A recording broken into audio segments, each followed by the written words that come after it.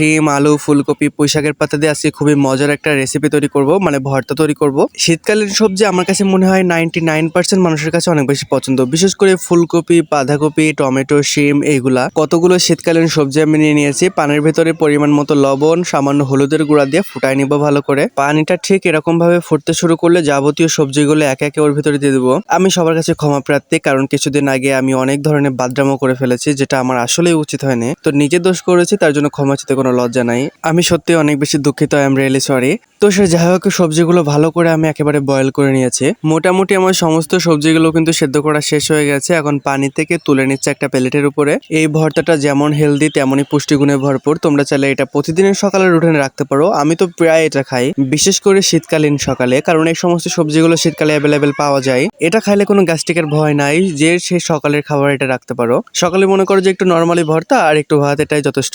যাই হোক, আমি সমস্ত সবজিগুলো হাতের সাহায্যে খুব সুন্দর করে ম্যাশ করে নিচ্ছি।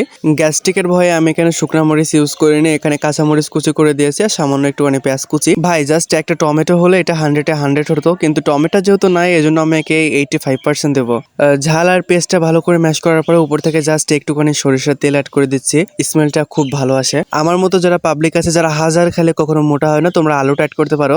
আর আলুতে যেহেতু প্রচুর পরিমাণে ক্যালোরি ফ্যাট রয়েছে, তোমরা যারা মোটা হয়ে যাচ্ছ আলুটা স্কিপ করতে পারো, তাহলে ভেজিটেবল খুব ভালো একটা ভর্তা হয়ে যাবে।